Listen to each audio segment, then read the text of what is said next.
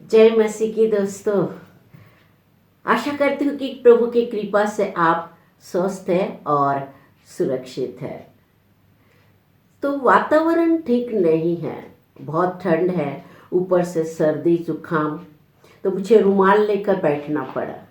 खैर कोई बात नहीं, इसमें कोई दिक्कत नहीं, क्योंकि प्रभु को धन्यवाद, प्रभु की महिमा गौरव और स्तुति हो। आमीन। तो सुबह सुबह मुझे किसी ने एक वीडियो पोस्ट किया था जिसका शीर्षक था, क्या रोमन कैथोलिक चर्च सही है। तो उसने मुझे ये वीडियो क्यों शेयर किया, देखने के लिए मैंने उसे ओपन किया, मगर वो जो बता रहा था वो मुझे सही नहीं लगा। तो मैंने 5 मिनट सुनने के बाद वो वीडियो बंद कर दिया। दोस्तों, आपको पता है जब आप YouTube में कोई वीडियो देखते हैं तो उससे आधारित वीडियो आपके मोबाइल स्क्रीन पर आता रहता है। तो ठीक उसी वीडियो के नीचे और एक वीडियो था और उसका शीर्षक था, क्या मरियम की भक्ति करना ठीक है। तो दोस्तों, सवाल ही जवाब है। समझ गई कि इस वीडियो में क्या हो सकता है। देखिए, जब डॉक्टर के पास कोई पेशेंट आता है तो डॉक्टर पेशेंट से पूछता है, क्या आप सुबह मॉर्निंग वॉक करते हैं।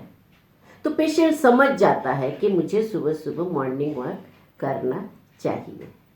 तो सवाल ही जवाब है। तो इस वीडियो सुनने के लिए मैं तैयार हो गई और मैंने उसे ऑन किया। तो वो जो पास्टर है वो बता रहे थे कि रोमन कैथोलिक लोग माता मरियम की भक्ति करते हैं, क्योंकि उनका कहना है कि काना के विवाह में माता मरियम के कहने पर यीशु मसीह ने पानी को द्राक्षरस में बदल दिया था। इसलिए हम माता मरियम के पास प्रार्थना करते हैं तो वो हमारी प्रार्थनाएं यीशु मसीह तक पहुंचाते हैं। तो फिर उन्होंने बाइबल पढ़ा और अपना तर्क दिया। उन्होंने कहा कि दरअसल माता मरियम के कहने पर यीशु मसीह ने पानी को द्राक्षरस में नहीं बदला था। फिर उन्होंने कहा कि रोमन कैथोलिक लोग कहते हैं कि माता मरियम निष्कलंक है, पाप रहित है, इसलिए यीशु मसीह उनके गर्भ से जन्मा है तो वो भी निष्कलंक है, पाप रहित है। फिर उन्होंने वो पढ़ा और अपना तर्क दिया। उन्होंने कहा कि दरअसल ईसा मसीह का जन्म अलौकिक रूप से हुआ है, पवित्र आत्मा से हुआ है, इसलिए मरियम का निष्कलंक होना पाप या पुण्य से कोई लेना देना नहीं है। फिर उन्होंने बाइबल से यहाँ से वहाँ से कई पंक्तियाँ निकालकर अपना तर्क दिया है और फिर उन्होंने यही बताने की कोशिश की कि मरियम दरअसल उसका भक्ति नहीं करनी चाहिए।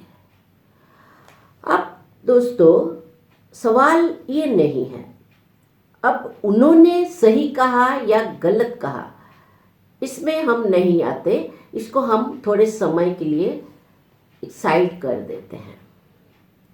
अब जो असली मुद्दा है उस पर आते हैं।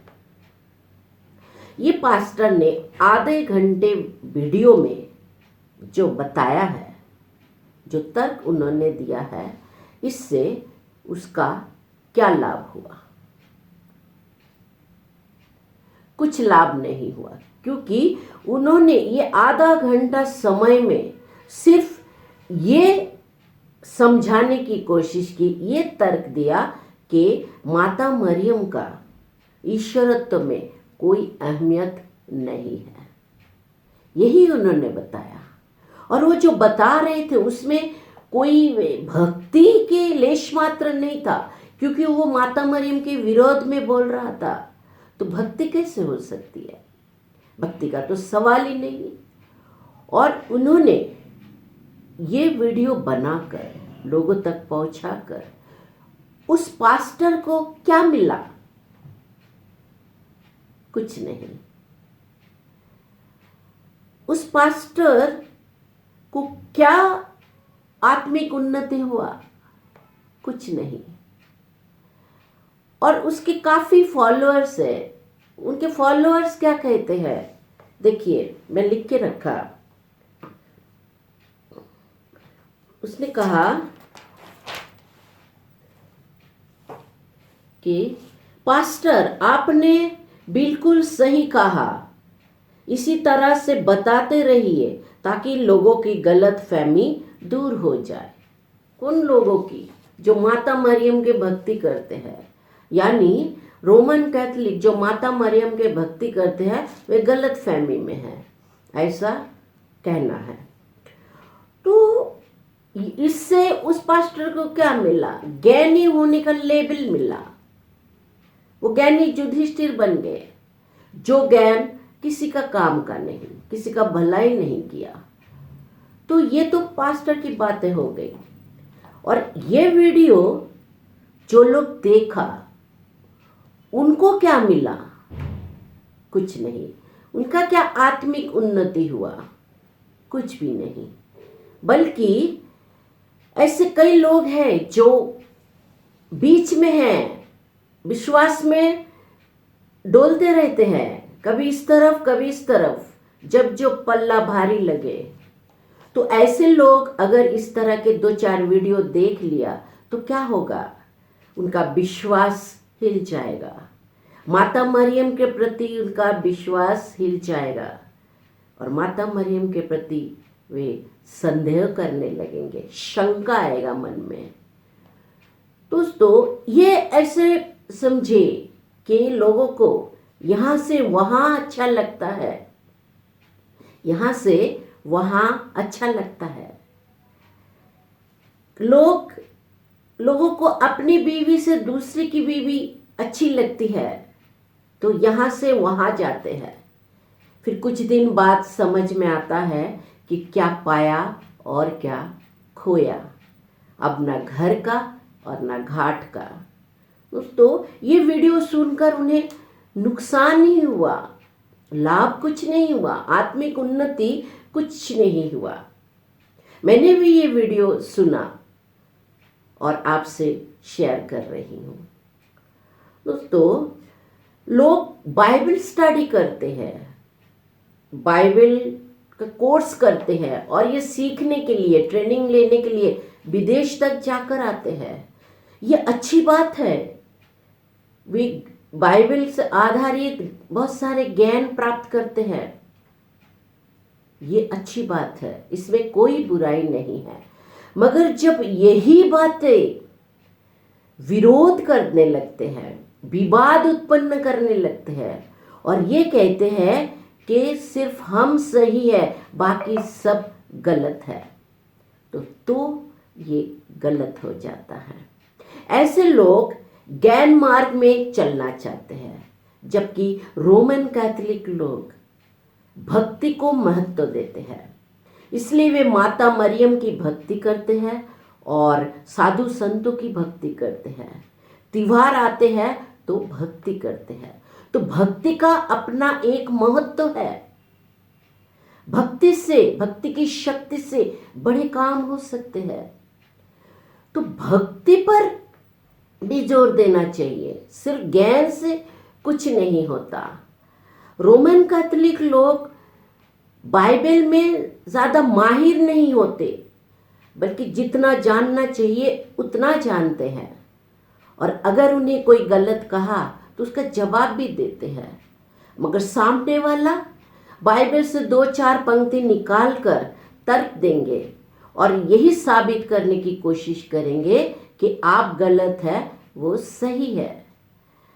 तो ऐसे चक्कर में नहीं पड़ना।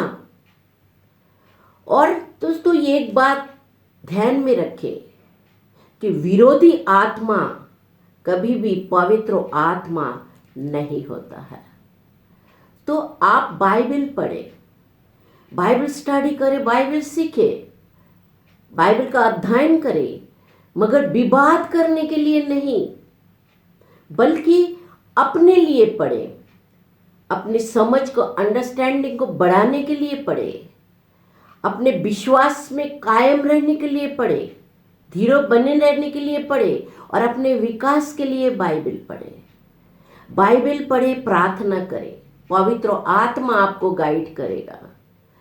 पवित्र आत्मा कभी भी सही गलत का निर्णय नहीं लेता है, वो सिर्फ सही बताता है, वो सिर्फ सत्य बताता है।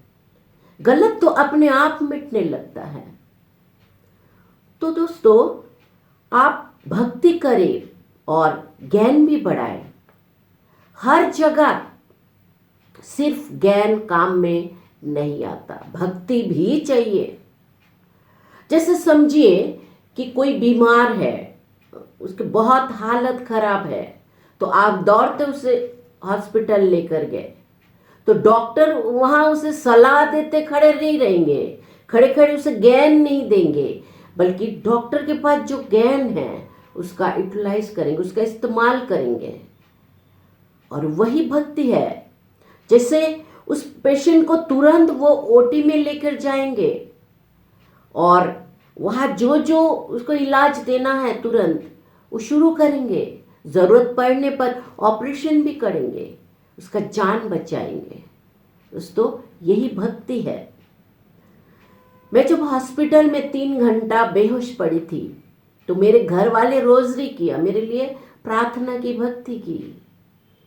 फादर आए थे, मेरे लिए प्रार्थना किया, मगर जब मुझे होश आया तो मुझे बताया गया कि फादर आए थे और बेहोश होने के कारण कम्युनियन नहीं ले पाई। तो मेरे मन में आया कि काश अगर मैं कम्युनियन ले पाती। तो दोस्तों, 15 मिनट में दूसरा एक फादर मेरे लिए कम्युनियन लेकर आए। यही भक्ति की शक्ति है, यही भक्ति है। मुझे चर्च जाना नहीं पड़ा, मैं चर्च नहीं जा पाई, मगर मेरी भक्ति से प्रभु यीशु मसीह को मेरे पास आना पड़ा। दोस्तों, ये भक्ति है। तो से ऐसे समझे कि पिताजी और 2 उनके बेटे हैं। बड़ा बेटा बड़ा ज्ञानी, बहुत से ज्ञान उसने बटोर लिया और जिंदगी भर वही करता रहा। और छोटा बेटा जो कभी पापा के गले में लटकता है, कभी गाल पर जाकर पप्पी देता है, कभी उसके गोद में जाकर बैठ जाता है, उसे कोई ज्ञान नहीं है। अब दोनों की परीक्षा लेंगे। तो पापा ने बड़े बेटे को पेन और पेपर दिया और कहा कि इसमें लिखो, मगर वो नहीं जो आज तक तुमने ज्ञान बटोरा है, इकट्ठा किया है, वो नहीं, बल्कि तुमने जो किया है वो लिखो। अब वो बेटा क्या लिखेगा वो बेटे को ही पता। मगर ये छोटे बेटे की परीक्षा कैसे लेगी? उसे क्या पूछा जाएगा? उसकी परीक्षा कैसे ली जाएगी? पिताजी बेटे को वही पूछेगा जो पिताजी को पता है, बेटे को पता है। समझ में आई? ठीक है, फिर से बताती हूँ। पिताजी बच्चे को, बेटे को वही पूछेगा जो पिताजी को मालूम है कि बच्चे को मालूम है, वही पूछेगा। कितना आसान है। तो पिताजी बच्चे से पूछता है, बेटा तुम्हारा नाम क्या है? ऑयन। बेटा पूरी नाम बताओ। ऑयन बैनर्जी। पापा का नाम? विश्वनाथ बैनर्जी। रुको रुको पापा, विश्वनाथ का मतलब है पूरे विश्व का नाथ, विश्वनाथ। अच्छा, मम्मी का नाम? मम्मी का नाम मनोरमा बैनर्जी। बेटा आप कौन से स्टैंडर्ड में हो? Junior KG. अच्छा बेटा बताओ, आप ज़्यादा पापा से प्यार करते हैं या मम्मी से? दोनों से। वेरी गुड, आपको 100 में से 100 मिला है। अब बेटा भी खुश और बाप भी खुश। दोस्तों यही भक्ति है। भक्ति की कितनी उदाहरण दी जाए।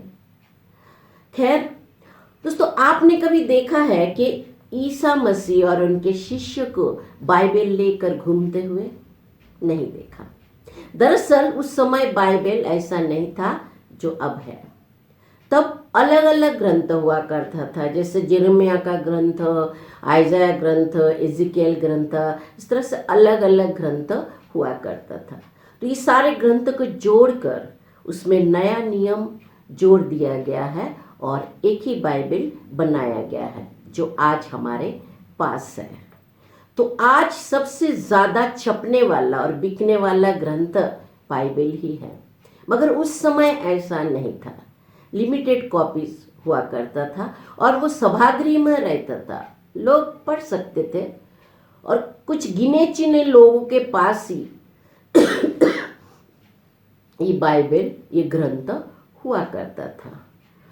तो यीशु मसीह को ग्रंथ का ज्ञान बहुत था, शास्त्रीय ज्ञान उन्हें भरपूर था। कई बार वे उपदेश देते समय, कुछ समझाते समय ग्रंथ का उल्लेख किया करते थे, मगर ज़्यादातर समय उन्होंने प्रार्थना की, भक्ति की, पिता से प्रेम किया और पिता से जुड़े रहे, अपना कार्य किया। उन्होंने चमत्कार किया, लोगों को चंगाई दी और मरे हुए को जिंदा किया। तो उन्होंने जो बोला, जो बताया, जो किया, वही शास्त्र बन गया। तो लाजरुस को जिंदा करते समय ईसा मसीह ने कहा, लाजरुस तुम कब्र से बाहर आ जाओ। ये उन्होंने किसी शास्त्र से पढ़कर नहीं कहा था, बल्कि उन्होंने जो कहा था, जो किया था, आज वो शास्त्र बन गया है। आपका जीवन भी एक किताब है। आप उसमें क्या लिखते हैं? आप जो लिखते हैं वही आपका ग्रंथ बनता है। तो आप क्या लिखना चाहेंगे जिससे लोग आपकी किताब पढ़ना चाहेंगे, पढ़ना पसंद करेंगे? तो दोस्तों, बाइबल में कई सारे नेगेटिव कैरेक्टर भी है। ऐसा क्यों है? ये सिर्फ अच्छाई को ऊपर उठाने के लिए अच्छाई को ऊपर उठाने के लिए। तो दोस्तों, तभी उस समय जो शास्त्री फरीसी थे, यहूदी लोग थे, उनका ये कहना था कि शास्त्र में लिखा हुआ नियम अगर अक्षर अक्षर पालन करेंगे तो ही हम धार्मिक बनेंगे। मगर दोस्तों, ईसा मसीह और पुराने कई नबियों ने ऐसा नहीं कहा। उन्होंने कहा कि धार्मिकता का पालन करो, न्याय के अनुसार आचरण करो। धार्मिकता का पालन करो, न्याय के अनुसार आचरण करो। ये न्याय और अन्याय हमें कौन बताता है? विवेक, जो हर इंसान के पास है।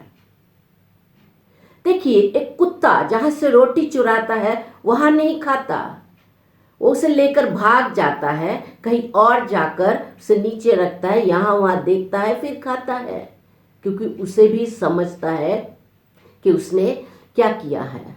और घर का कुत्ता जहाँ खाने देते हैं वही खाता है।